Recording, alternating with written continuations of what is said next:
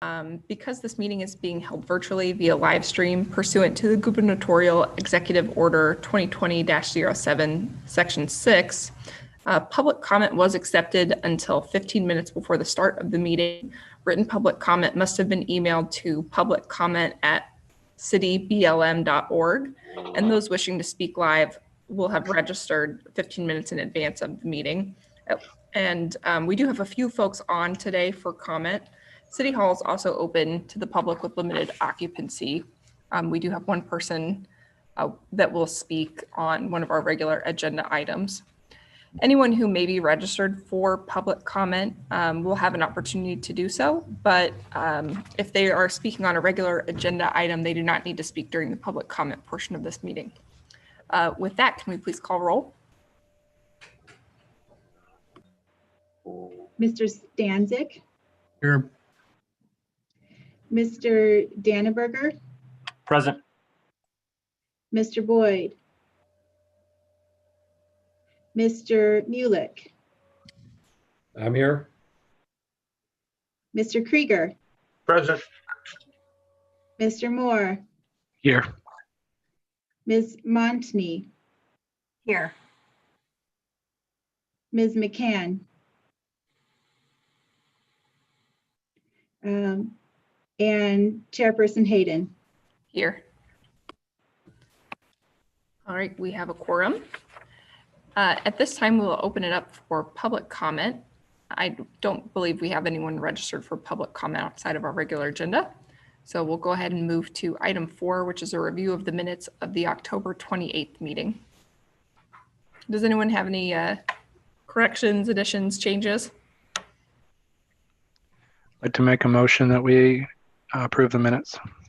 I'll second. All right, roll call, please.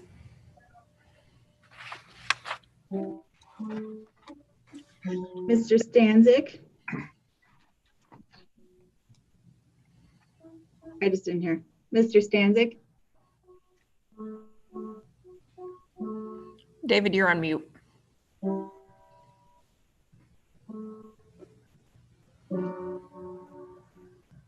Did it? Thumbs up or thumbs down?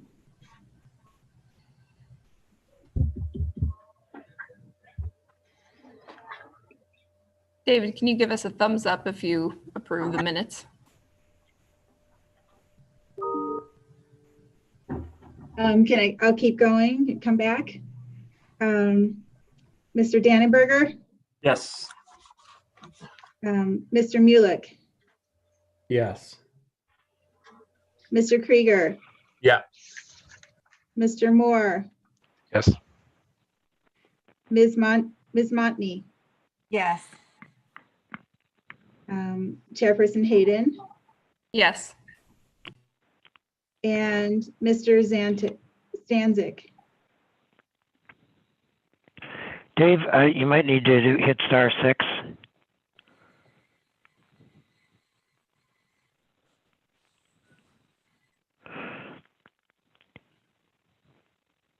We do have the votes to pass. Should I just put other? Yeah. Why don't you record just the A's that are audible at this point? Hopefully Mr. Stanzik can get back audible for the other ones, but it would have passed. Correct. We don't have enough to pass that item. Yes, 6 ayes. If we've got anyone in IT on the line, can we maybe send David an email? I'm not sure if he can hear us.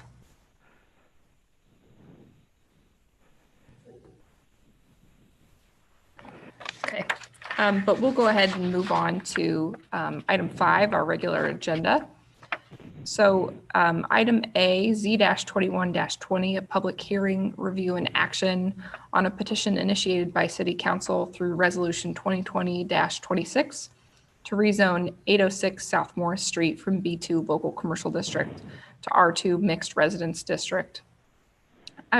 It looked like staff, you're giving A and B presentation at the same time, and the motion will be the same. So we'll also consider Z-22-20, public hearing, review, and action on a petition initiated by City Council through the same resolution to rezone 829 West Elm Street from B2 to R2. And then can the minutes reflect that Justin Boyd has joined the meeting? So I'll turn it over to Katie.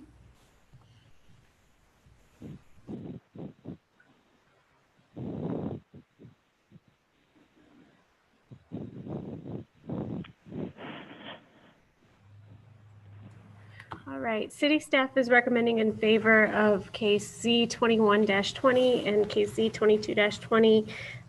These are map amendments for 806 South Morris and 829 West Elm Street, respectively. If you remember, in August, the Planning Commission had a case on 808 South Morris. That's this corner property here on the corner of Morris and Elm Street. The petitioner was asking to be rezoned to R2 from B2. And at that time, the Planning Commission asked City Council to consider looking at surrounding properties and whether or not it was necessary to amend that zoning. So the City Council passed a resolution doing exactly that. And staff looked at 829 West Elm Street, which is this property on just east of 808 South Morris, and then 806 South Morris, which is to the north.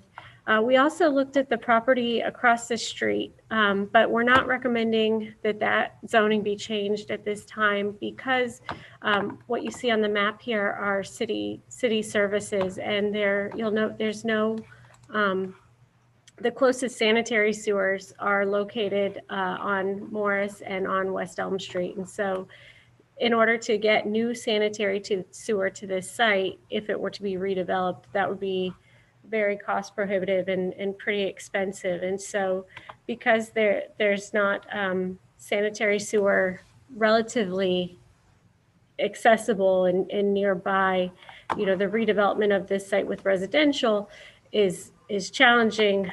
So staff is focusing on these two, the two lots on the north side next to 808 South Morris, because the rezoning would clean up that corner and take everything back to R2, making it consistent. And then, in the future, if something were to happen, the property on the south side could be redeveloped with commercial with the adjoining commercial lot, taking utilities from Morris and Elm Street. So that's the thought behind why we're just looking at these two properties and not all three. Like I said, these two have limited sewer access, but it makes sense to bring 829 West Elm into residential because it's adjacent to other residential. And since we already started the zoning amendment for those other two single family homes, this would just clean up that corner. So we're focusing there. Okay, so these are photos of the subject properties. They're single family homes. They're in pretty decent shape and were built before the zoning ordinance was adopted. Here's a photo of the corner as well, just to kind of help you get a feel for where we're at. So the property in front of you is 808 South Morris. That was rezoned in August. And then you're looking at 829 West Elm. This is the northeast corner of Elm and Morris. The area is improved with single family homes. However, there are some commercial uses on the intersection of Wood and Morris. Wood Street was Route 9. I think it was like the 1920 to 1930 Route 66. I'm sorry, not Route 9, Route 66. And so there's quite a bit of commercial development around these four corners here. There's the zoning map to give you some perspective. And just some of the surrounding uses. Like I said, there is some commercial, but the block that we're looking at is primarily residential. And so that's why staff is recommending in favor of this zoning map amendment. Here's photos of the adjacent homes. The intention of the B2 district is retail, service, commercial. It's intended for a lower intensity of commercial and that four corner commercial development, but it does not allow single family homes. So the R2 district, which is proposed, would eliminate a non-conforming status of these single family homes and allow for reconstruction of single family if something were to happen in the future. Looking at our comp plan, our plan identifies a need to decrease barriers to housing and to provide a wide variety of housing and decreasing barriers to infill as well. So staff looked at the standards for a zoning map amendment, similar to when we visited 808 South Morris in August. You know, the area is improved with single family homes. It's been used that way for decades. It's the original commercial zoning was probably adopted because at the time Morris and Wood was a major thoroughfare, and then also the lack of sewer on Elm Street makes redevelopment of that corner with commercial plausible. But once we deviate from that entire corner being developed as commercial, the remaining parcels are too small to feasibly be improved with commercial. And so bringing the corner down to residential is consistent with the neighborhood and the neighborhood character. The residential uses will generate less traffic than commercial uses. West Elm Street's not really suitable for heavy traffic. It terminates, doesn't even end in a cul-de-sac. It just stops. So there's not a lot of room for maneuvering commercial trucks or turning around. And then the impacts on stormwater and flood management. Residential uses generally produce less impervious area than commercial uses. So for those reasons, and these are in the report as well, so I will just kind of skip over them, but can address any specifically if you have questions, but staff is recommending in favor of the zoning map amendment for 806 South Morris and 829 West Elm Street. Thank you, Katie. Do we have any questions for Katie?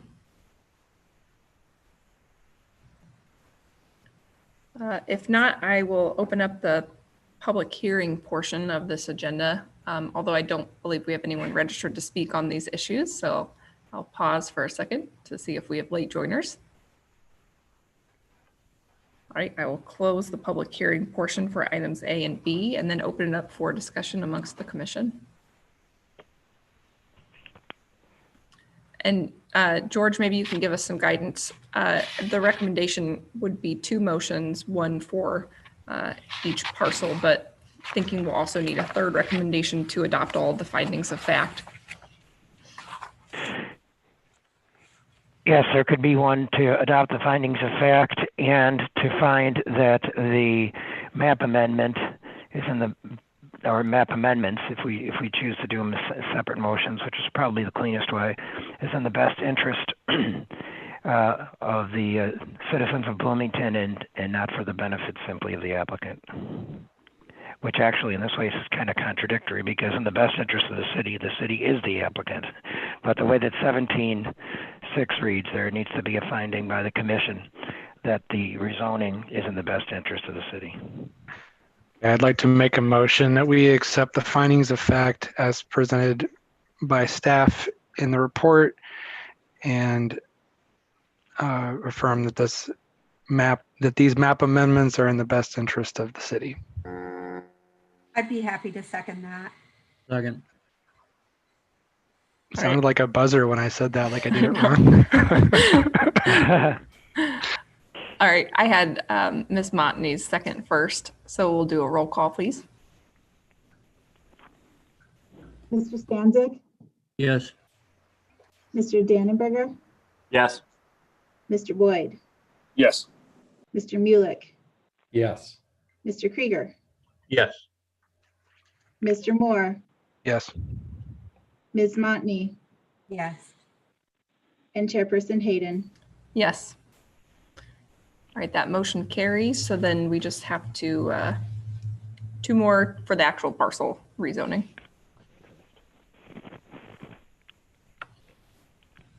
I lost the page. I was going to do those too. All right. I would like to make a motion that the Planning Commission recommend approval of the rezoning of 806 South Morris Avenue from B2 to R2. I'll second. Roll call, please. Mr. Stanzik, Yes. Mr. Dannenberger, Yes. Mr. Boyd, Yes. Mr. Mulek, Yes. Mr. Krieger. Yeah. Mr. Moore, Yes. Ms. Montgomery. I'm Mon- sorry. Ms. Mon- That's okay. I Yes. apologize. Ms. Mon- And Chairperson Hayden. Yes. All right, one more.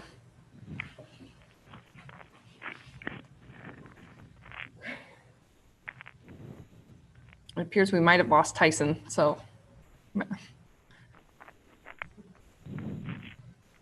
I'm here. All right, Tyson, you're on a roll.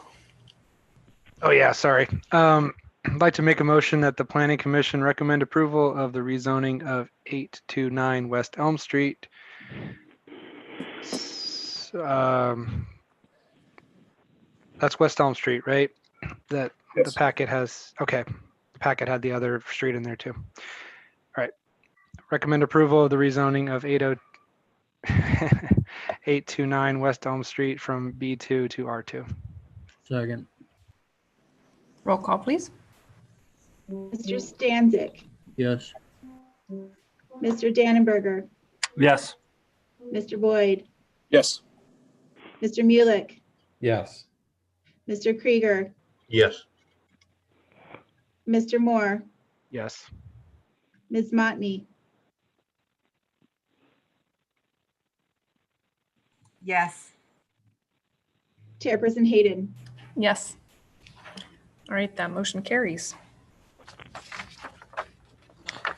As noted on your agenda, item C has been held over until our next meeting in January.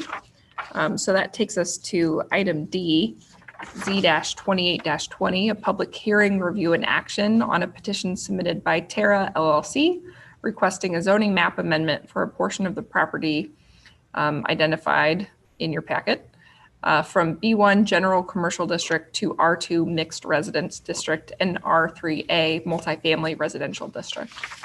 So at this time, we'll see a presentation from staff.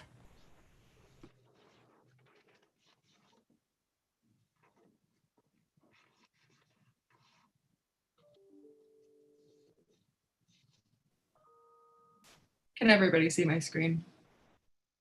Yep. Okay, great. It's my first time screen sharing in Zoom specifically.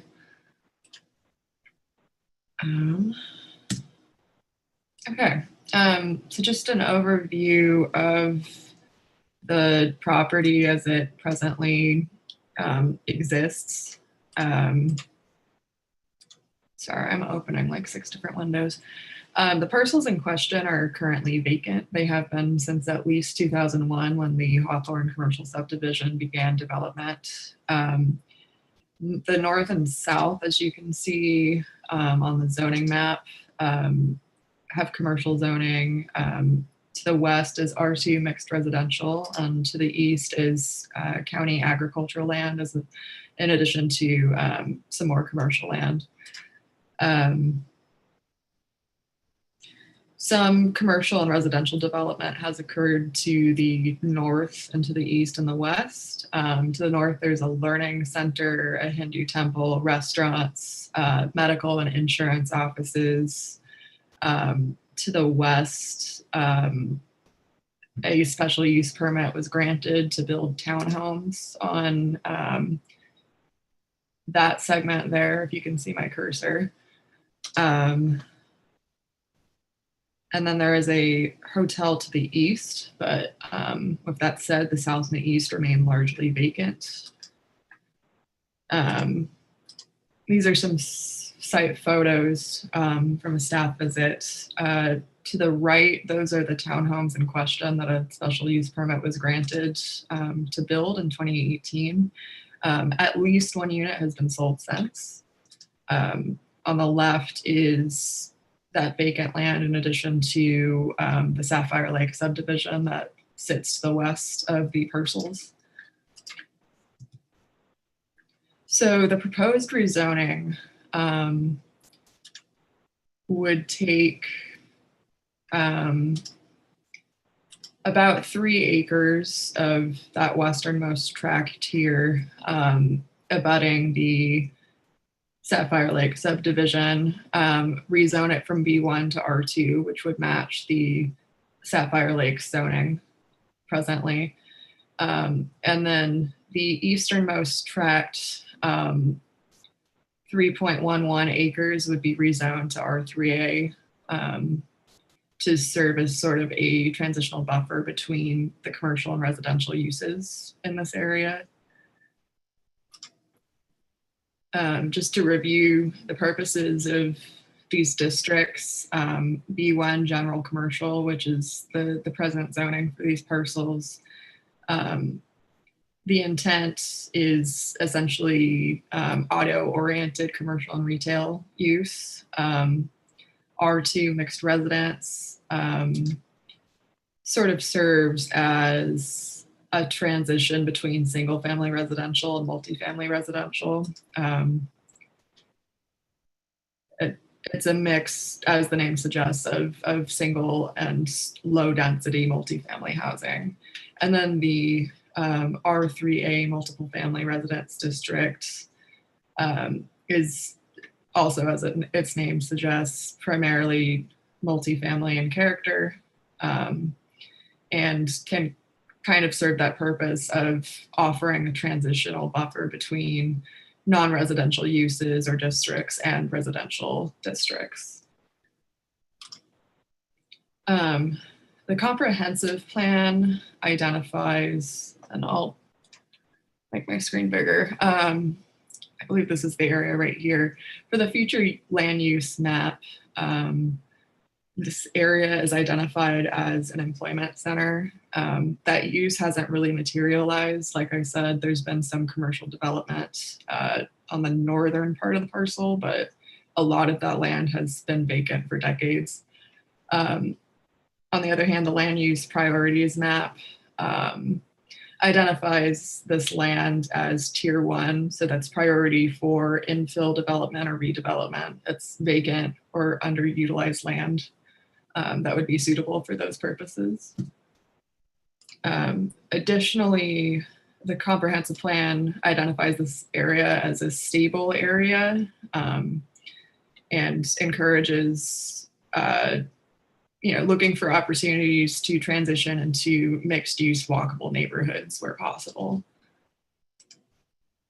So as to the findings of fact, we found that for the standards for a rezoning or a zoning map amendment, this proposal met all the standards. I won't go over each of them in depth. They are included in the packet as well, but essentially, this area can support a rezoning for these uses. The zoning is consistent with the area. As I said, the proposed R2 would match with the zoning of the Sapphire Lake subdivision. Current development patterns are trending as it is toward a mix of residential and commercial, given the construction of the multi-unit townhomes to the north. And additionally, residential uses would have a lower impact on traffic and potentially property values than some commercial uses permitted by right would.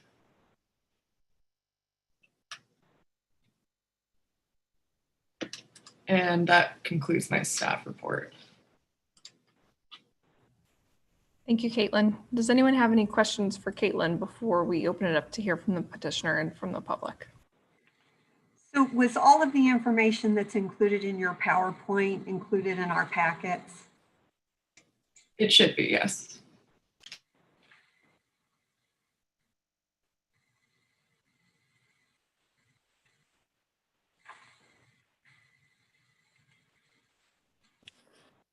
Caitlin, this is Justin. Along this the skinnier stretch of there, are there sidewalks currently there? Or are there plans to develop sidewalks? I'm not sure, actually. I don't believe there are currently sidewalks. Justin, there would, as part of the development, the developer would be responsible for installing sidewalk. Okay, thank you.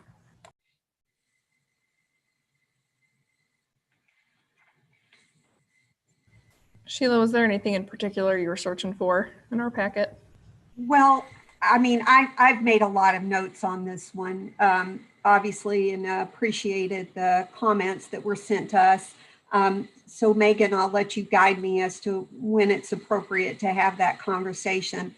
I just am looking at the staff recommendation and how it's laid out, and I was trying to follow along in the packet based on the notes that I've made, and I couldn't linearly follow from what I was looking at in my packet to the manner with which the PowerPoint was laid out. Okay. I think probably some of your notes will be addressed by the petitioner, probably some questions for them. And then after we hear from the public, probably the best time to talk through that is after we close public hearing, but we'll play it by ear. Sounds good. Anyone else have any questions for Caitlin? All right, at this time, I'll open up the public hearing portion of this agenda item. Do we have anyone who wishes to speak in favor of the petition? If so, you can identify yourself, and then I'm going to ask you for your name, your address, and I'm going to swear you in. And you might have to hit *6 if you are dialed in.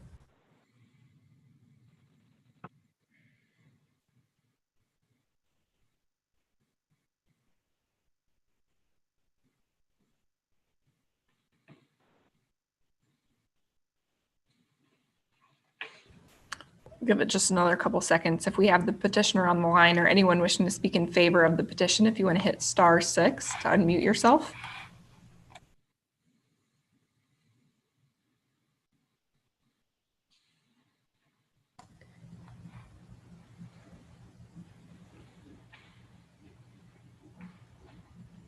We do have a Mr. Ramachandran, who's, I hope I said that right, who appears to be unmuted now. Okay. Are you able to hear me? Sorry, I was trying to unmute myself.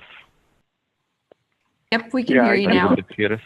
Yep, can you please state your name and address? Okay, my name is Ratnakumar Ramachandran, and I'm at 27 Yadzuna Drive, Bloomington. Do you swear the testimony you're about to give will be the truth? Yes.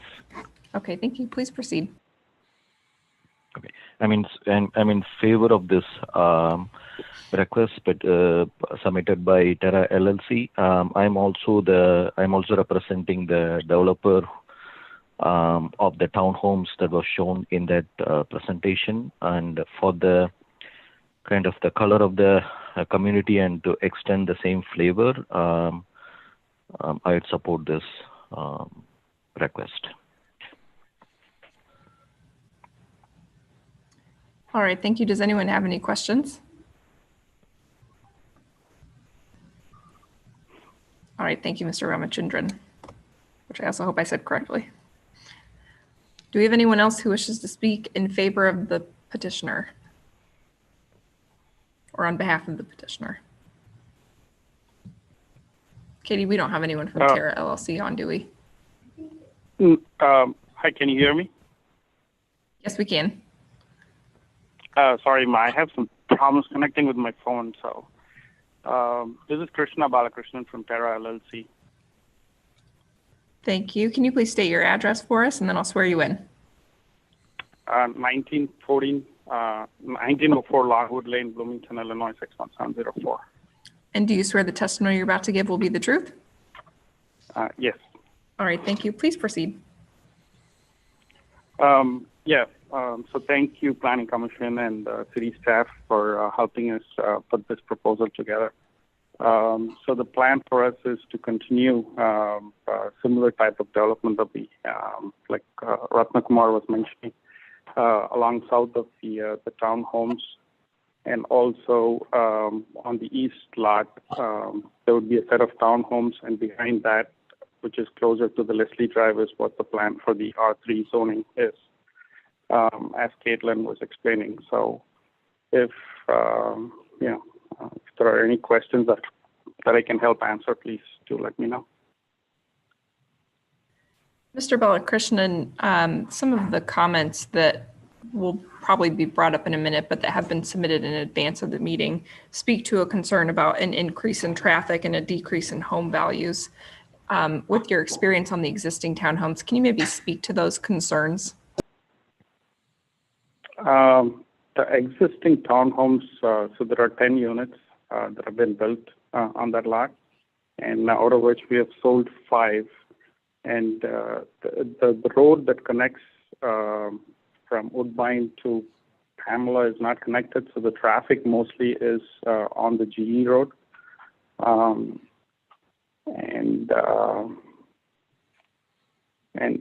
by extending this, we are still we anticipate the traffic to go from GE to enter into Woodbine to access the subdivision. And also for the R3 zoning part, the access would be from Leslie Drive. If that's the information you're looking for. Yep, thank you for that. Staff also, compiled some information as to projected daily trips of commercial versus residential uses. I can put that up on the screen if you'd like. That would be helpful. Thanks, Caitlin. Are the 5 units that have been sold occupied? Yes, they have been.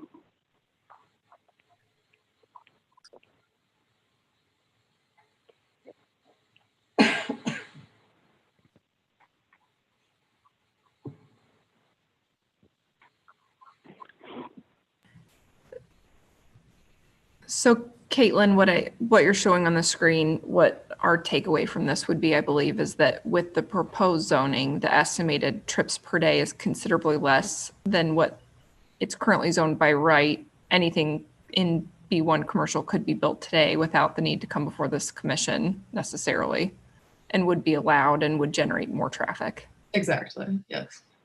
Can you help me understand the 6.47/DU and what that is a percentage of? So those numbers are the average daily trip generation for the type of use. So for example, the R2 zoning district would allow up to 13 units per acre of townhomes, so a continuation of what's there. On average, each townhome generates about 5.86 trips per day. That's going to be people coming and going.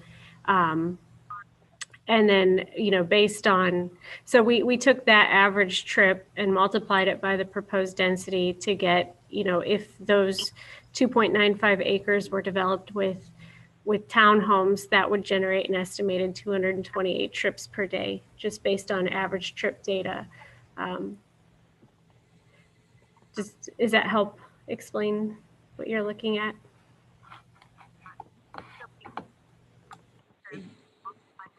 It is, I'm not quite sure I am understanding the math as it relates to the apartments relative to these types of businesses. And when you're looking at the B1, the B2, and the B1 restaurant with drive-through, obviously the development in that area right now is, not restaurants with drive-throughs. So these are just generalities. In other words, these aren't really weighted based on the actual commercial development that is already there.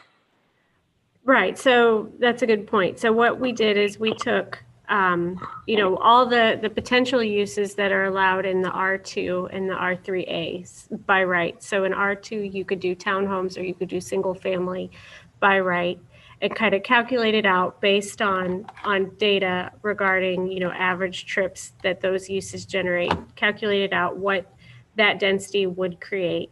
The B1 uses, the existing zoning, so we're looking at 6 acres. The existing zoning B1 allows for a multitude of uses ranging from cannabis dispensaries with a drive-through, without a drive-through, I'm sorry. We don't allow drive-throughs on cannabis dispensaries, but you could have everything from that to a restaurant with a drive-through. You could have a gas station. You could have office, retail, all of that could be constructed on this land right now without needing a zoning amendment. And so we don't know what would go there. We don't have any plans for those, but we, estimated based on how those 6 acres could develop. There's a few different scenarios there, just to give you an idea of the amount of trips generated. And if you go up one slide, Caitlin, these numbers, Sheila, are, here's kind of the table we're working with. This is coming from the Transportation Research Board, National Research Council, National Cooperative Highway Research Programs report on travel estimation techniques. So these numbers are, based on daily trip values, and they're sorted out by dwelling unit or by square footage, gross floor area of a proposed use. So I guess, my point in asking this is because it gives the appearance when you show that prior slide that, oh, the neighbors shouldn't be concerned because it appears that the volumes are going to go down. But when you look at the actual businesses that are in that current development, a kidney care center, an insurance agency, a yoga center, I believe, things of that nature where that screen I know is not up there right now, but those are not the type of B1 businesses that are generating 568.8 trips on average per day. Not at the moment, but the thing to remember is that those businesses will rotate. They'll close and new ones will go in. And this land is vacant, and so it will be developed with something that's allowed in that district. And based on the uses that are there, there is the possibility for an increase in traffic, regardless of whether it's single family residential or it's a new daycare center or restaurant, because right now it's vacant. So anything is going to generate an increase. It's just that, what is that, how much of an increase and which one is going to generate the least amount of increase. And we can't restrict uses that are permitted by right in the B1 district. I mean, if they're allowed, then the developer has a right to put those there. I understand. Of course, the business analytics behind that would also consider, though, the opportunity for that traffic as a generator of business for example, a drive-through type restaurant, which, of course, at present in that location is just not there. But I mean, it's a fair point to say that it would be possible.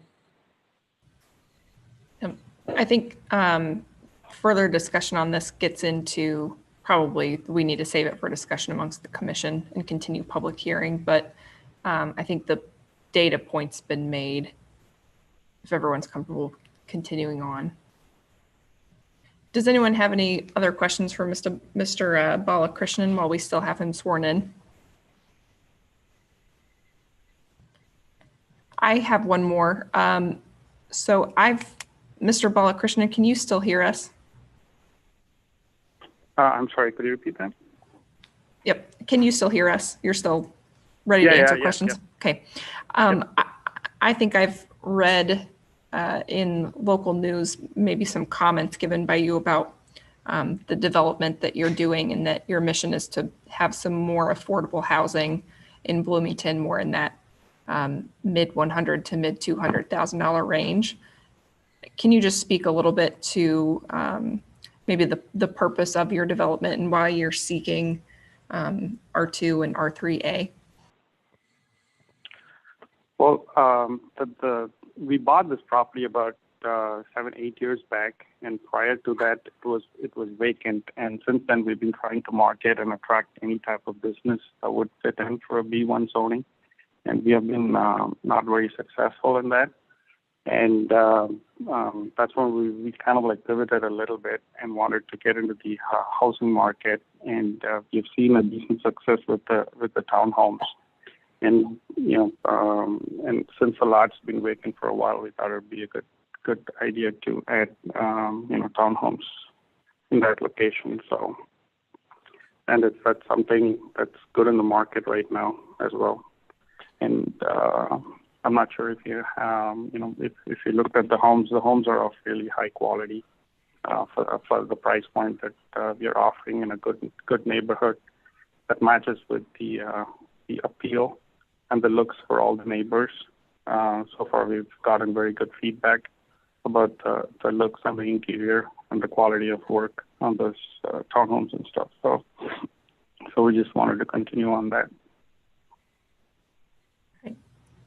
Thank you. Does anyone else have any other questions for the petitioner? Megan, I do have one additional question. There is a comment made that there is a shortage also of apartments for rent in Bloomington, and I was just wondering the source of the data that is underscoring that comment. I see Katie flipping pages. I'm talking about the R3 section.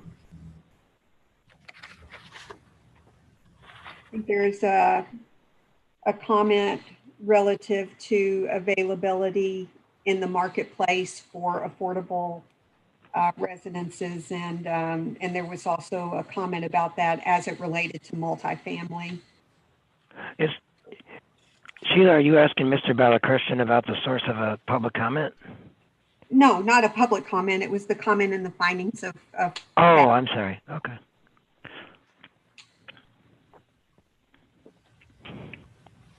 Sheila, are you looking at a page in particular in the packet? There is a need for additional housing in the local market, including detached, single-family, attached, single-family, and multifamily dwellings. That's on, I'm sorry, my packet is not numbered.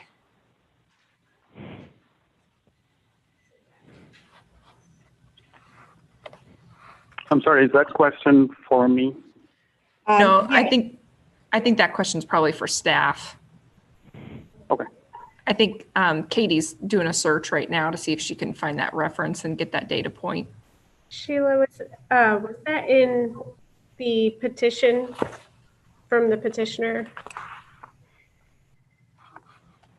I think it was. I think it was attached to the findings provided by the petitioner, number 5 in the finding of fact. Yes, that's where I saw it. Okay.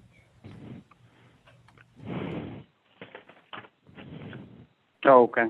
I mean, one of like I mentioned earlier, the reason we have all seen there's a demand for good housing and housing that's in a good price point for single family homes, and also in terms of multifamily homes, there's been all the occupancies have been pretty good across all the apartments, and there's not too many apartments which are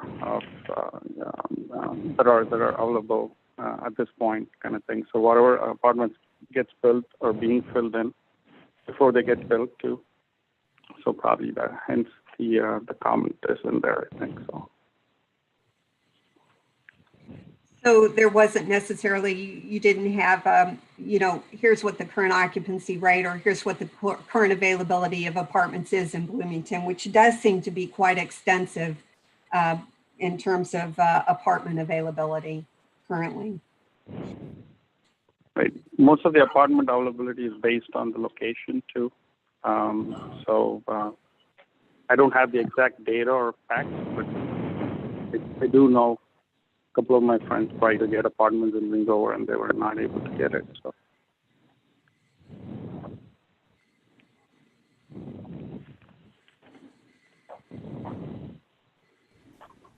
Sheila, does that at least answer your question? That I don't think that statement has a data source behind it. Yeah, sure. I understand. I don't have data. Yeah. Okay. Thank you. Does anyone else have any other questions? All right. Thank you, Mr. Balakrishnan. At this time, we would like to open it up for anyone who wishes to speak in opposition of the petition.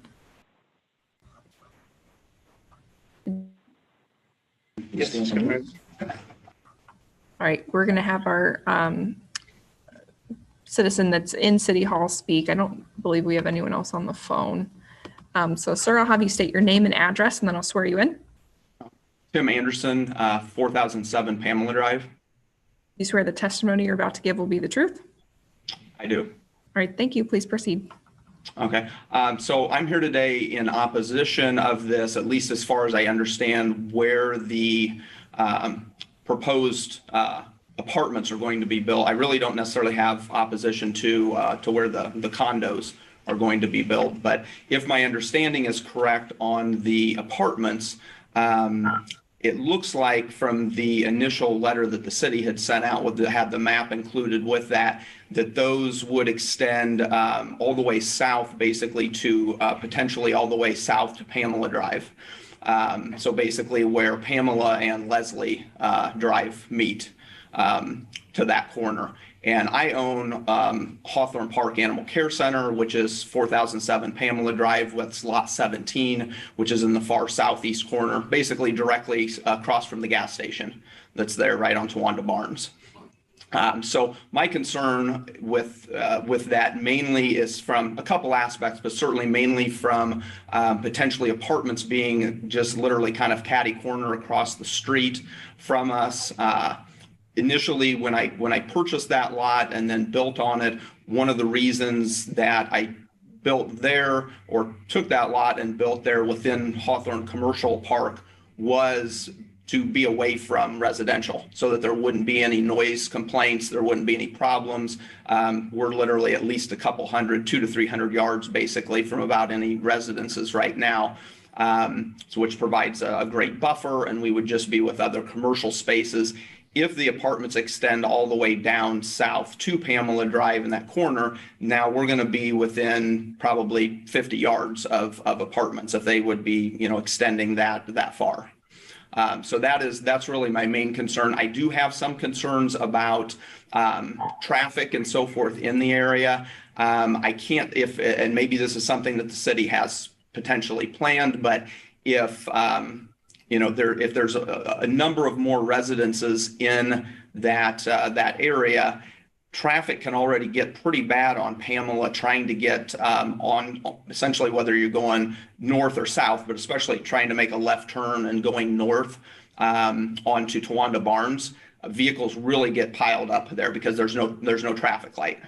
And so, I mean, we've seen a number of accidents there, a number of near misses because people just get impatient. They're sitting there, they're waiting to make that turn and go left. And at various times of the day, especially in the morning and later in the day when you have normal, hopefully, well, pre-COVID and hopefully post-COVID State Farm traffic, it can be very difficult, making that turn. And again, people just get tired of when they're sitting there for 2 minutes straight or longer. Pretty soon they just take a chance and they just hammer it and they go.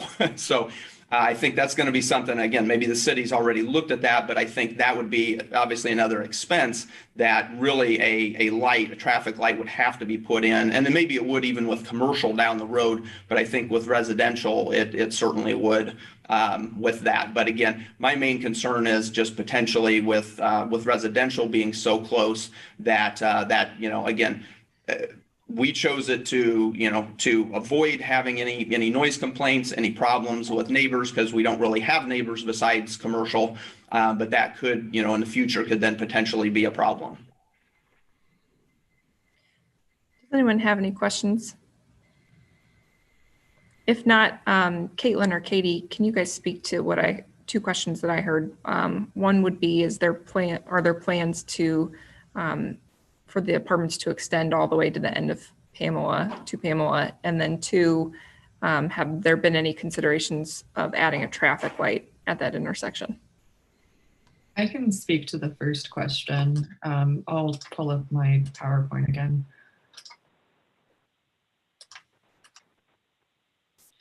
So the residential zoning would not extend all the way south to Pamela. Pamela is, I don't know if you can see my cursor, but it's down here. These chunks would remain commercial zoning, as just a portion of those tracks would be rezoned to residential. Hey, thanks, Caitlin. But I think that just with the thoroughfare, that probably still begs some of the traffic questions. So Katie, I know we weren't necessarily prepared for that specific question, but I don't know if there's been any discussion or consideration about that intersection.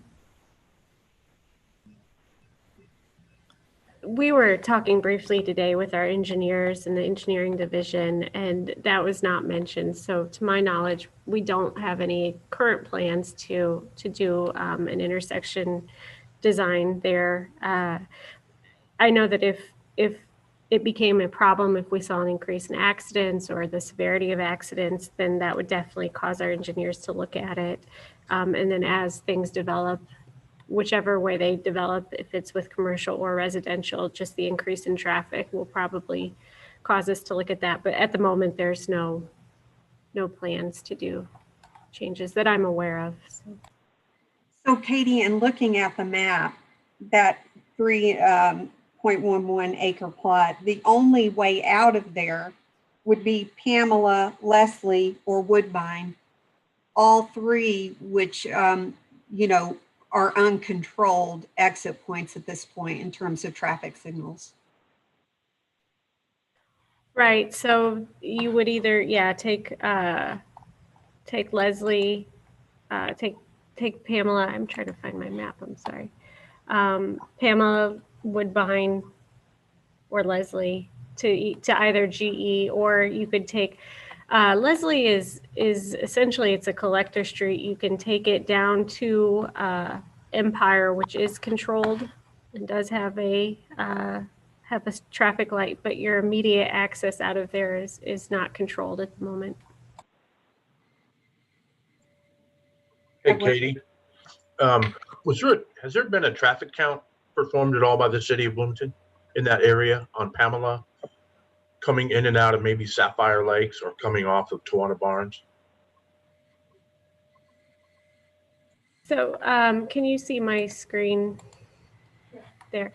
Okay, so these are data points from the state of Illinois and their traffic counts. These are average daily trips. So Leslie Drive here, it's 36 feet wide, which is wider than our local streets. It's kind of built as a collector and has the capacity to help funnel traffic, to some of these other local roads.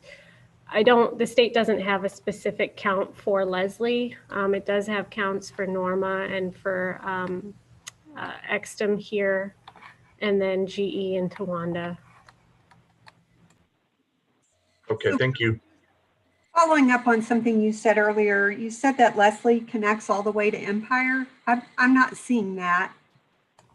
So Leslie here, it goes down, then you jog to Pamela and then to Exton, and then right here on Hafley, I believe it is. So you could eventually make your way over to Empire. I guess I thought it sounded like Leslie would get you all the way there, but. No, unfortunately, I mean, the airport is right in the way. So I guess that's fortunately, we're glad we have the airport. So, but the runway is right here. And so Leslie is not able to connect directly to Empire. It does jog through Exton and down to the intersection with Hafley. That's another point, though, that with the airport nearby, the potential to redevelop this south side of Leslie or even the immediate north side of Pamela with residential is very limited because of the runway and the airport noise overlay. Certain uses are not allowed near the runway because of the noise, like residential or daycares or other things like that. Do we have any other questions or comments from, I'm assuming, I think it's Dr., not Mr., but I missed your last name. I'm sorry. Yes, Anderson.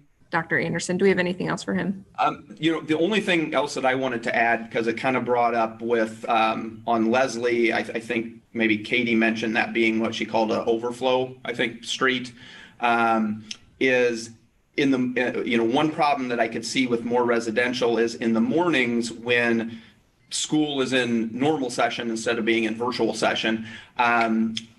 Unit 5 buses basically use Leslie as a stopping off point at the gas station.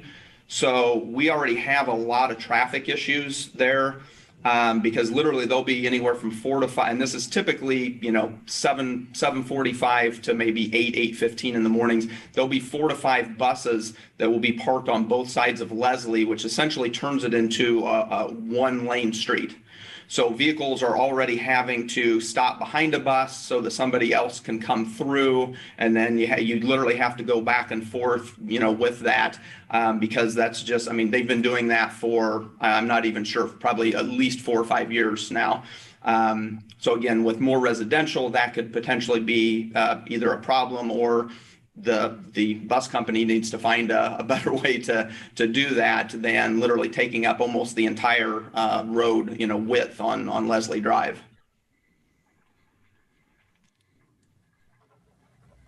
Yeah. All right. Thank you, Dr. Anderson. Any other Thank questions you. for him?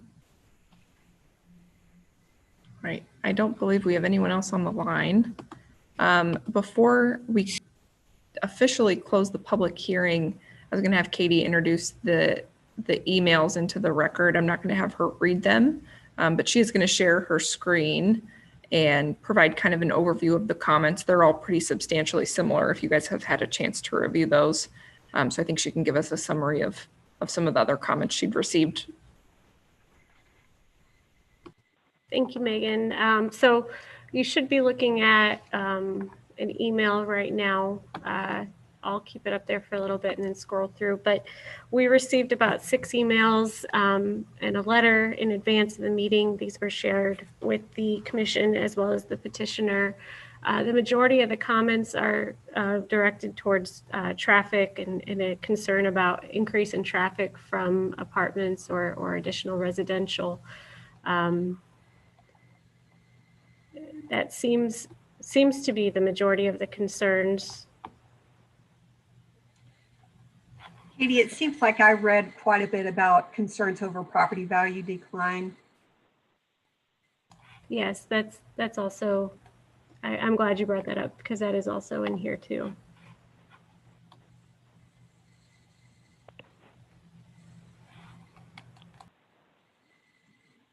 Does Mr. Balakrishna want to have a rebuttal or make any statements in response to the, I don't want to get ahead of you, Megan. I'm just saying if there's nothing further on this particular point, that would be. Yeah. I'm here. So, I'm here. So, well, I'd leave that to the chair for a minute. Is that where we want to go, Megan? Are we ready for that, for his rebuttal, or? Yeah, I think Katie's still displaying the emails, but everyone did receive those in there as an email earlier today. And I think we have covered the primary points that the emails were making, a concern about traffic and property values. Does everyone feel comfortable with that? If you can just give a thumbs up. Okay. So Mr. Balakrishna, at this time, we'll give you a chance to make a rebuttal before we close the public hearing. Oh, okay. Thank you. I did get a chance to read the emails as well. I would just like to add to that. A couple of emails, it sounded like majority of them kind of like didn't follow the flow of where the actual rezoning requests were. So basically, they were just trying to. They kind of like had an impression it was for the entire lot on between Leslie and Woodbine. So it's basically just a few acres, a smaller parcel of the entire lot, closer to the assisted living facility. And the traffic concern right now is majority of the traffic that's going to get generated on Woodbine is still going to flow on GE Road, and they wouldn't be coming on Pamela Drive or Norma Drive for the proposed single family, the R2 zoning areas. And as far as the one on Leslie Drive, those traffic would flow again.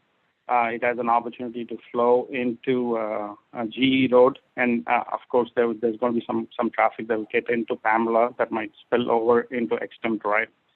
And as far as speaking to the home values, the home value is much better when it's closer to another home as opposed to a B1 district. So right now we're abetting all the R2 zoning next to homes. So I don't see any decrease in home values in that. And to add to my earlier point, we are trying to keep the aesthetics of the entire area to build a little bit upscale single family townhome kind of situation there. So and yeah, so those are the two main things I just wanted to let you guys know. Thank you. Any other questions for Mr. Balakrishnan? Well, if the request was just for additional townhomes, I guess I'm just not understanding why the request was to rezone it in the manner that it was for apartments. So typically there's a buffer restriction from R1 to R2 and then R2 to R3 before we get into a commercial zoning. So this R3A is more of a buffer before we get into the B1s, which is the rest of the zone that's the existing zone for those lots. So the R3 request was more of a buffer that acts between the assisted living and the townhomes before we get into the business district.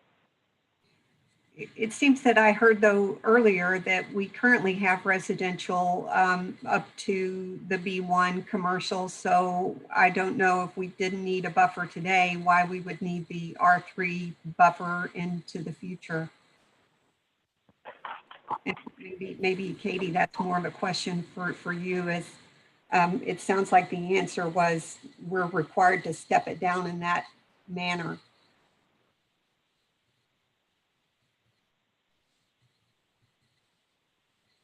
Yeah, I think Katie, maybe you can speak to if staff recommended that we have the RA3 as the buffer zoning, or if that was a specific request by the petitioner. I think generally it's a good idea to provide, as Krishna is saying, a transition. The R3A just allows for a higher level of development too. So the developer could do additional, more townhomes, more than 13 per acre, if they wanted to. So I think it's a combination of things. Rather than having the R3A adjacent to the existing R2 on Sapphire Lake and potentially having a higher density development adjacent to the residents at Sapphire Lake, staff recommended the R2 as a transition between those existing single family, and then that steps to the R3A and then to the B1. The petition specifically included the R3A, unless I'm missing something. So that was intentional on the developer's part to provide for the opportunity to build apartments. The R3A also does not require a special use permit to do townhomes. So it gives the developer the opportunity to build those by right versus having to go through another public hearing, if that helps. So maybe now I'm confused. Mr. Balakrishnan, can you maybe respond to the question that I'm hearing here, which is that is the plan to just build townhomes, or are you also planning to build apartments? I mean, right now the plan is to just build homes. Like Katie mentioned, it's just the option to have more units if needed in future. So right now the plan is to extend south of the existing townhomes to build there. Will there be a difference in the development that you're planning between the R2 and the R3A district?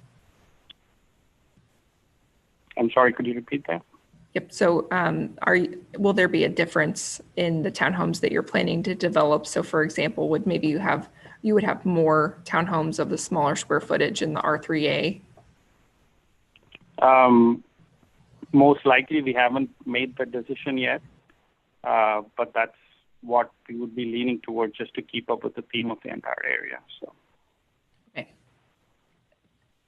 I think that answers the question that I had after Sheila asked her question, but Sheila, does that get to your original question?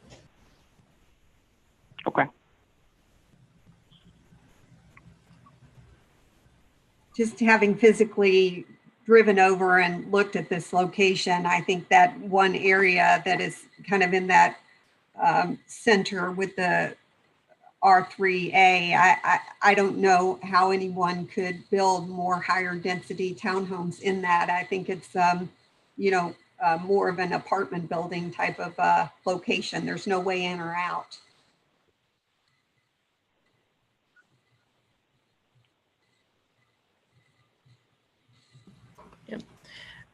I think we're probably past the question stage at this point. So Mr. Balakrishnan, do you have any other final comments? Yeah, I mean, the final comment would be, the land has been vacant for a while, and we've been trying to, get some activity going. So I really hope, we come up with a good plan, work with the city, with Katie and the team, who have been very helpful throughout the process, and we're trying to get some development going in that area.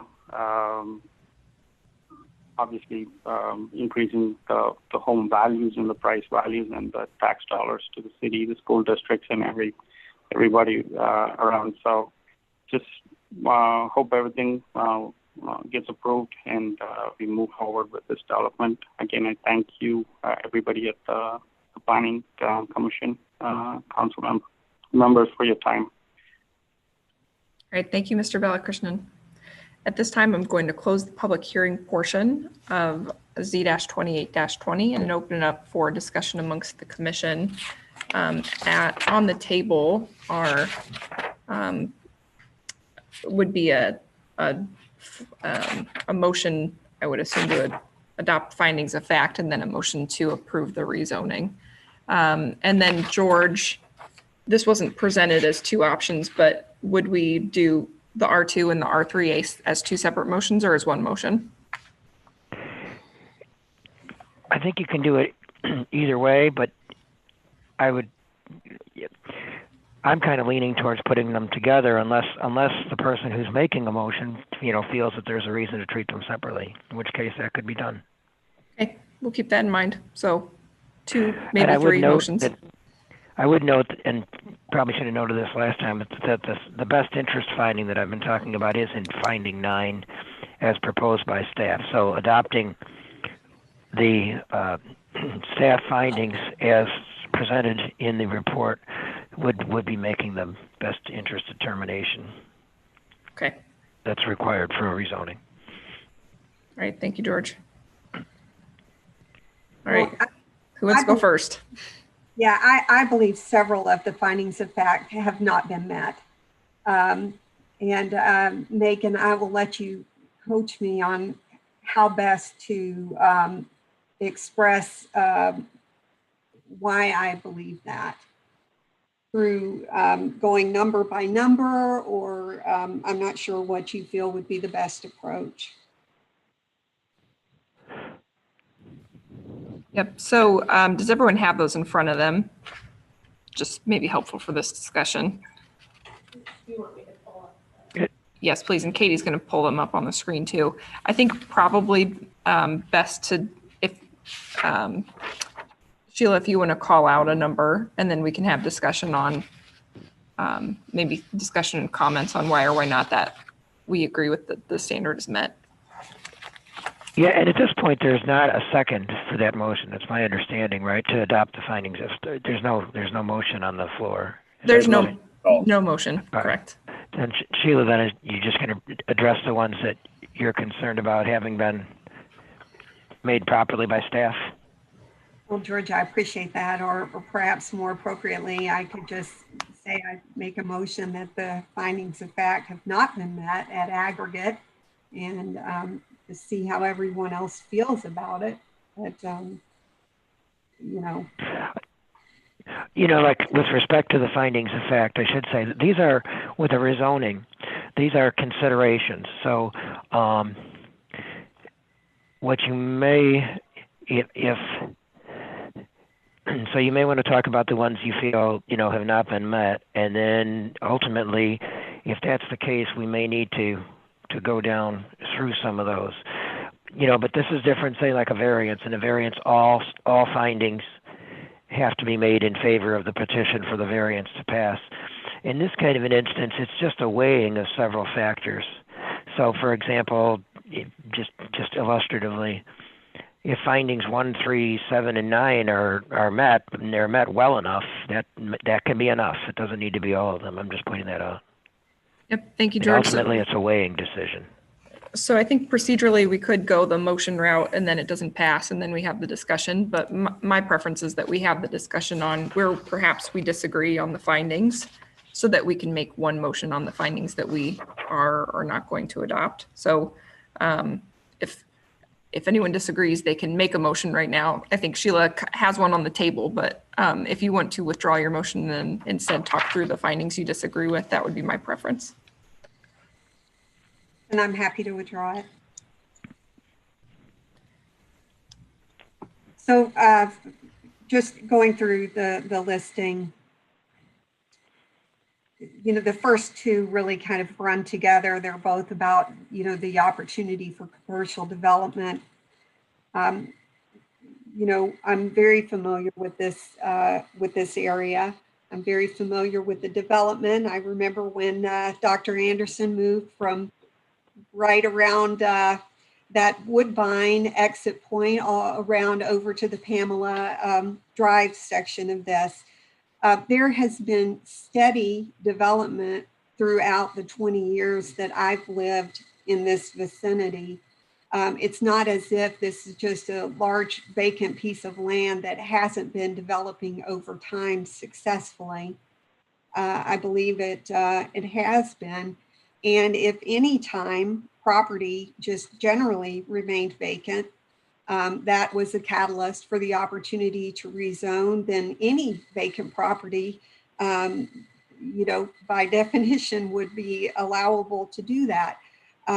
This is an area where there has been continual development throughout, again, the 20 years, which I believe is the reference point that the petitioner used in his discussion here today. He talks about 2001, but then I believe he indicated that his ownership interest in this only began 6 or 7 years ago. So that's why I believe on 1 and 2 that the length of time the property has remained vacant, I don't believe that standard is met. And then as, going down, the suitability for the proposed changes.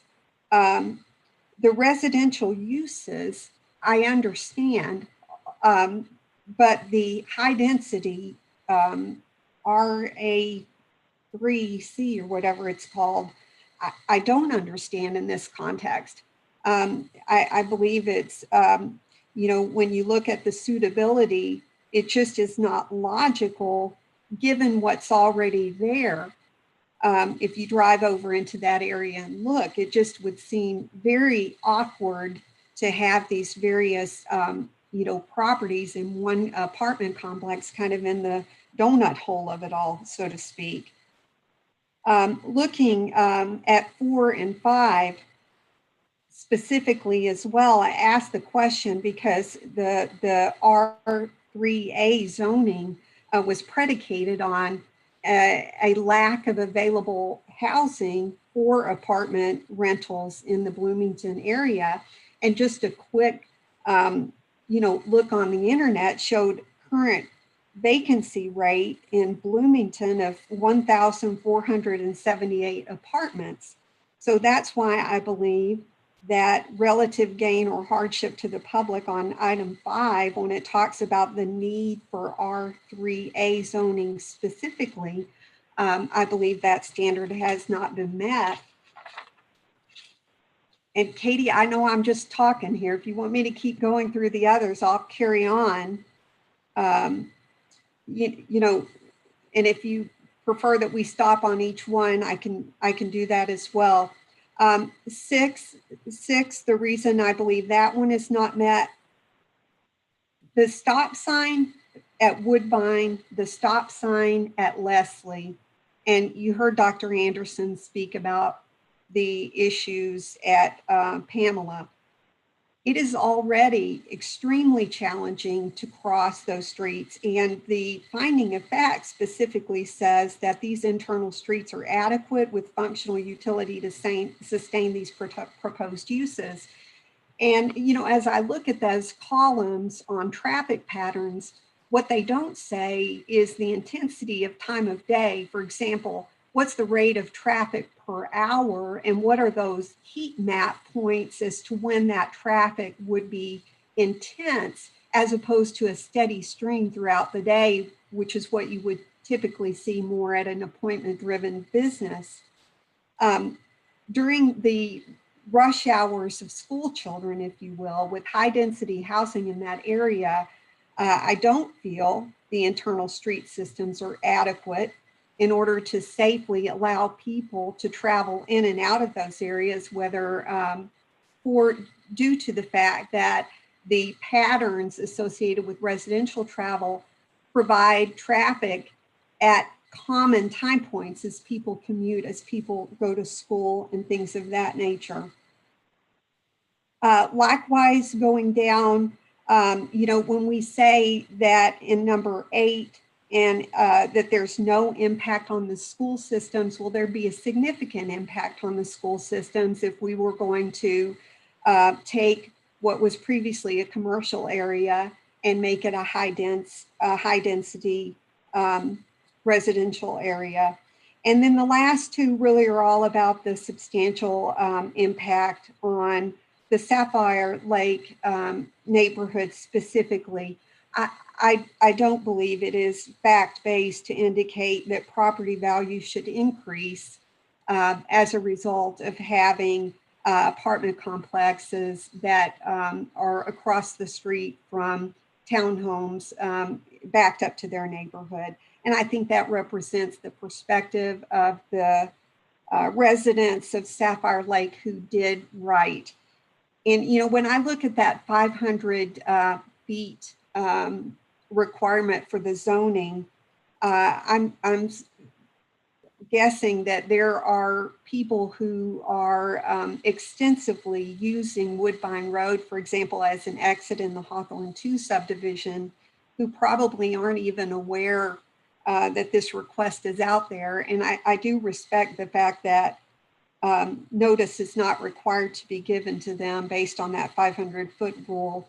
But I just think there's probably a lot more people who would express concern over the safety and the property value, et cetera, for the findings of fact on 8, 9, and 10 than what had the opportunity to be notified through the standard process. So on 12 and 13, again, there continues to be development. There's a statement made that this commercially zoned property has remained underdeveloped for the past 20 years. But again, there seem to be businesses that are starting and businesses that have continued to grow over this time period, as opposed to this just all being, you know, vacant land that has no other use.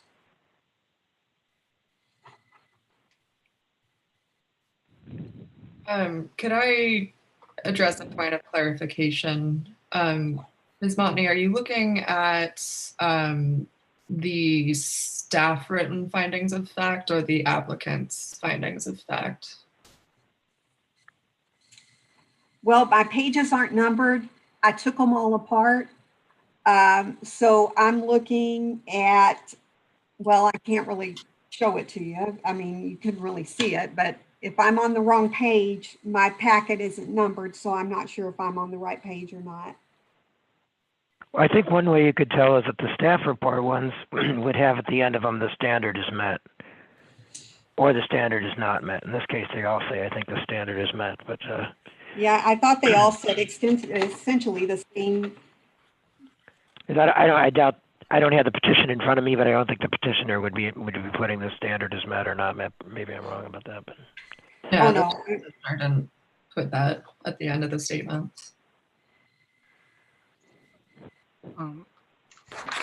Well, I will go while other people talk line by line, and I'll see if there's anything inconsistent here with what I've said, other than the fact that each one says the standard. Sheila, just a point of clarification. It sounds like is your problem with the entire plan, or is it with the portion that's R3A that would allow for multi-family, higher densities? Well, the R3A is at the pinnacle of my concern. It just seems inconsistent. I don't understand it. I don't see the demand.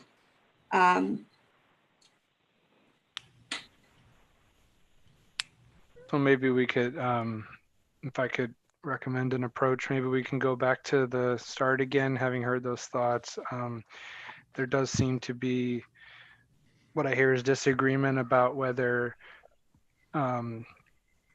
there could be the potential to wait longer and that commercial development might be still attractive in this area. If it's fair to depict it as having been vacant for that period of time and unlikely to develop under the current zoning. I guess I'm curious if anyone else on the commission has any thoughts on that. Are you saying keep the R3 A as a B1? I'm just trying to paraphrase one of the things I heard Ms. Montney say to see if others have any thoughts to offer on that. I'm not making a proposal. Can I ask a point of clarification? If we do approve this, what's the next steps? So would it go to, if any development was proposed, would that come back before us and before council? So the next steps, the developer would, the rezoning would go to city council, and city council would take action on a rezoning with your recommendation in consideration. The developer would need to final plat the additional lots in order to redevelop. And if R2 is approved, a special use permit is necessary in order to put in townhomes. So the developer would have to go through another approval by the Zoning Board of Appeals and then action by City Council. The R3A would not require that special use permit. The developer would be able to put in townhomes, and depending on the lots, there may be a preliminary plan that would come to the Planning Commission. Okay, thank you, Katie. So Tyson, I don't want to derail your question, but I do just want to give us the perspective that I think our job here today is to look at this perhaps a little bit more agnostically than we are, which is that we're not necessarily approving the development of the townhomes. What we would be saying is that the R2 and R3A would be more appropriate zoning than B1. And I think that we can still have debate about that fact, but I just want to make sure that we're all aware that while this is the first step, this is not us approving the development of the townhomes. Well, I do understand that. I also feel like, though, based on, our voting would be in alignment with recommendations of staff and also what is presented as findings of fact, that I just don't believe those standards have been met. This is Justin. I appreciate what you said, Megan. I think often what I've seen at my time on Planning Commission is when an empty lot, when residential bumps up to an empty lot, people have concerns over what develops on that empty lot, rightfully so. However, to go back to what Megan said with our scope here, it's for us to determine whether it's more appropriate for what's there or what the petitioner is asking to rezone it to.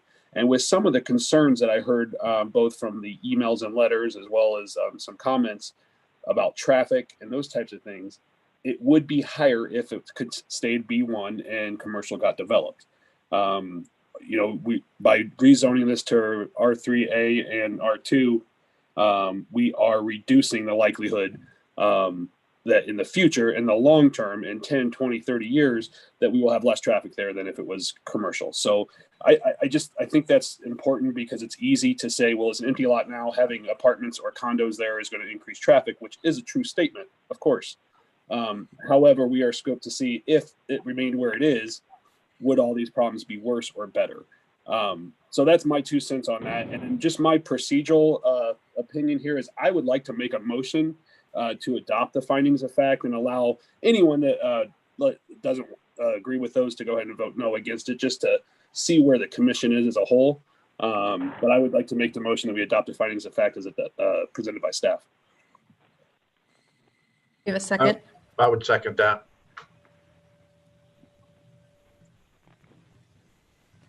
Would you like a vote or would you like discussion? Yeah, so typically we would at this point open it up for discussion, but I think that's not necessarily the objective Justin's trying to get. So what I do want to do though is give anyone an opportunity who is perhaps going to vote no against Justin's motion to add their comments to what we've already heard, and then we'll do a roll call. Justin, I do have a question for you about the issue of traffic. Is that just based on the averages, or would that be based on a more analytical understanding of the actual traffic pattern with the types of businesses that are there? Yeah, it's a good question, Sheila. I try to look at what could potentially be there because to Katie's point earlier, right now a gas station could go in there as a right. So it wouldn't come before anybody and we could have a gas station be put there, which of course causes higher traffic and lighting and all sorts of other issues for the nearby residential areas. So I'm not just voting today on what I think would be best here in the short term, but also in the long term of development that could occur there based on our decisions today.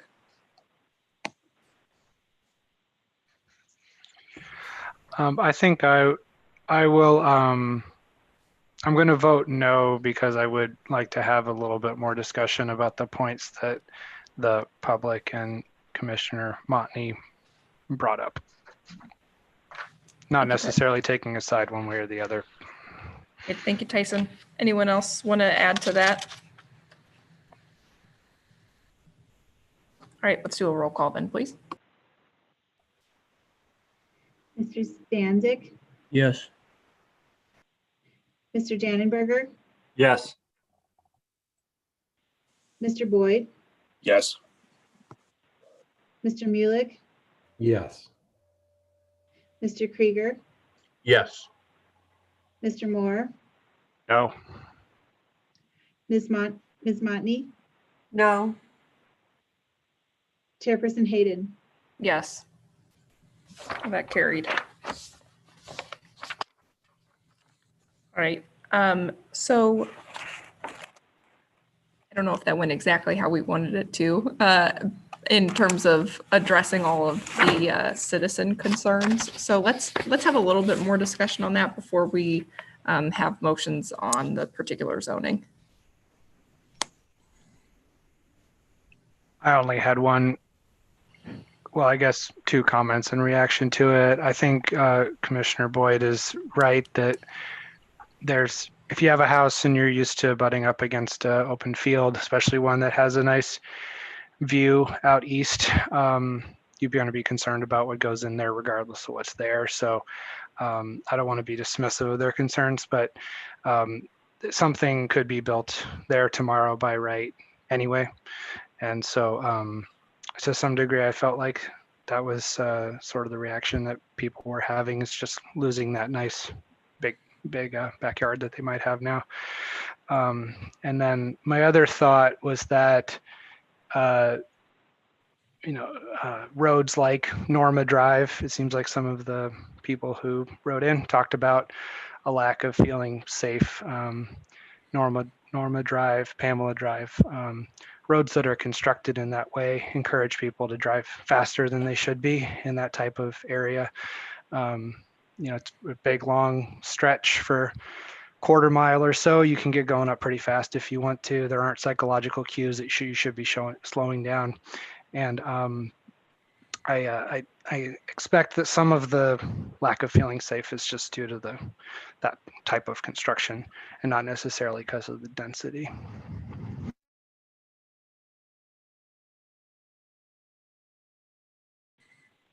I think there are some Tyson. legitimate. Does anyone else want to make any comments specifically in regards to? I think Mr. Stanzik was starting to speak. Yeah, thanks, George. I was just going to say, I think there are some legitimate concerns expressed here, but the way I'm looking at this thing, the alternatives we're looking at are not the proposed rezoning versus what's there now, but the proposed rezoning versus what can develop under the current zoning. And I think if you look at those as being the alternatives, the alternative proposed by the rezoning is definitely going to be less problematic for the people and businesses in that area than allowing development to occur with existing zoning. And that's why I voted yes. So is there an opportunity to remove the R3A donut hole in this? You could make the motion just to approve the other parcel alone by itself. Well, I would. I would say the one issue would be that all the findings of fact made by staff have been approved by the commission. Yeah, I think maybe, Sheila, what you're asking is, I don't think there's an opportunity to say, like, instead of R3A, that's also R2. I don't think we could make that motion. We would need to just deny the R3A and then have the petitioner come back and propose that as R2. Well, I'd be happy to make a motion that we deny the R3A. We have a second.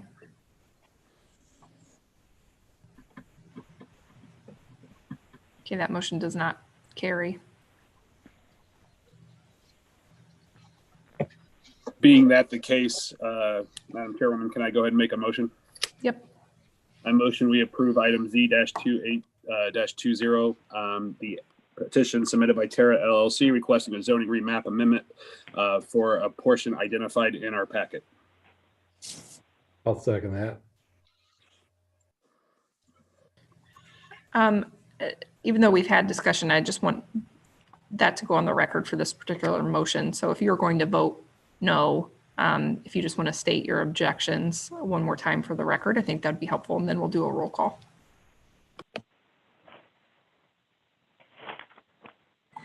Well, I intend to vote no, but I feel that I've previously stated them all. Megan, I don't know how you'd like me to best cover that out of respect for people's time here. Yep, appreciate that. I think it would perhaps a good summary is that you intend to vote no because you don't agree with the need for the R3A zoning, and you do not agree that the findings of fact were met. Yes. Okay, let's do a roll call, please. Mr. Stanzik, Yes. Mr. Dannenberger, Yes. Mr. Boyd, Yes. Mr. Mulick, Yes. Mr. Krieger, Yes. Mr. Moore, Yes. Ms. Montney, No. Chairperson Hayden. Yes. That motion carries. All right, that brings us to item 6 on our agenda, which is old business. We have none. So we will move. I did have one thing to ask if I could. Well, first, I just wanted to thank Katie and the rest of staff for taking a look at that area that we did first. I know we requested that and you guys got right on that and brought it back. So it's nice to do that while it's fresh in our mind. So appreciate you taking that on. Next, I just wanted to ask about the status of the downtown residential district. I understand that was not approved by council. Do we expect that to come back to us at some point? Would it be in order to give an update on that? Sure. So the downtown residential district was on the council agenda, and council requested to table it. I'm not sure when it will go back to council, but it's still they're still reviewing, and it's just been tabled to a future date. So, George, is there anything you want to add? I'm mostly just wondering if it's going to come back to us, if we should be thinking about it, or if it's just going to go to council now. Well, it's still in council's hands at the moment. I Okay. have not been directed that it would be remitted back to planning commission. So I think we're still just waiting for council, but we'll let you know if it is going to come back and be on the agenda. Right, I'm not aware that it wasn't tabled to a date certain, and it wasn't sent back at this point. So I'll keep my papers on it then. Thank you. That's all. Okay. So that moves us to item 7, new business. Katie, are you making the introductions? Yeah, I would like to take the time to introduce you. You've already kind of met them throughout the meeting tonight, but we have a few new staff. So Kimberly Smith is our Assistant Director of Economic and Community Development, and she is on the call. I'll let her introduce herself. I'm Kimberly Smith. As Katie said, I'm the new Assistant Director for the Economic and Community Development Department. I come to you most recently from Peoria. I was there about 21 years. And before that, I was there about 3 to 4 years at Urbana. I've got a background in planning with economic development, land use planning, and I also have an MBA, so I've got kind of a variety. And I'm really excited to be here. I've already officially moved over, so I'm a resident now. And again, I'm glad to meet you. Welcome, Kimberly. Thank you. Hey, Kimberly, do you need to buy a house? I just Tom. did. Oh, doggone it. Do you need it painted? Soon I will. Do you need insurance? Literally a week and a half too late. Thank you. And we also have a new Assistant City Planner, Caitlin Kelly. And Caitlin was on the call earlier, but she can introduce herself and give some background. I'm Caitlin. I was most recently an intern at City of Champaign, their planning department, while concurrently getting a master's degree in urban planning at the U of I. My background is in anthropology originally, and then I got my master's in urban planning with an emphasis on community development and housing in particular. And yeah, I'm happy to be here. Welcome, Caitlin. Welcome, Caitlin. Welcome to you both. And thank you. Thanks for your presentation today. That was nicely done for your first meeting. Before we adjourn, can we just affirm that this is our only December meeting? I just wanted to make sure I read that properly. Yep. Okay. Good. Yeah, this is the last one for 2020. Yeah, so whoever makes a motion on item 8 has an opportunity to make a joke about seeing us next year. That sounds like it should be Mark. I'd move to adjourn. I'll second. All right, all in favor? Aye. Aye. All right, good night, everybody.